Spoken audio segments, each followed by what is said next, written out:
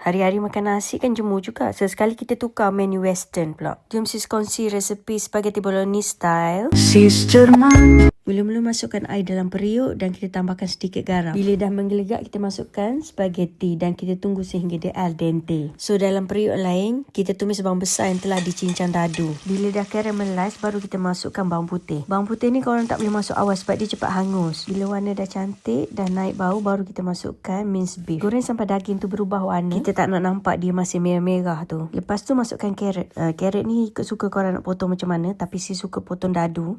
Kemudian kita season dengan black pepper dan juga oregano. Kalau nak tambah daun basil pun boleh. Tapi stok dah habis, so sis guna apa yang ada je. Okay, kita kacaukan semua bahan-bahan sehingga sebati. Untuk sos pula, sis guna 2 jenis. Tomato puri dan tomato cincang. Sis guna yang dalam kotak je. Kalau rajin nak blend tomato fresh pun boleh. Lagi fresh rasa dia. Lepas semua dah masuk, biarkan dia renih. Okey, kita perasakan dengan gula dan garam. Gula tu sis letak lebih sikit sebab tomato biasanya masam-masam manja. Jadi kita balancekan rasa dia. Sis suka tambah sedikit heavy cream. Kenapa heavy cream? Suka hati akulah resepi aku. Sebenarnya dia bagi rasa creamy dan balancekan keasidan tomato tu. So akhir sekali sis masukkan cheese. Boleh guna cheddar, mozzarella atau apa-apa cheese yang ada. Sis guna butter cheese yang slice saja. Janji ada rasa lemak. Sos dah masak, spaghetti pun dah masak. Jom kita hidang. Sebelum tu sis nak share antara tips bagi sos bolognese lagi sedap. Renihkan dengan api perlahan dan lama sikit. Kedua, tambah heavy cream. Ketiga, jangan kedekut cheese. So bila dah siap hidang, jangan lupa tabur parmesan cheese untuk naikkan lagi rasa dia. Okey, itu sahaja sis nak share menu hari ni. Selamat mencuba dan jangan lupa tag sis kalau korang buat.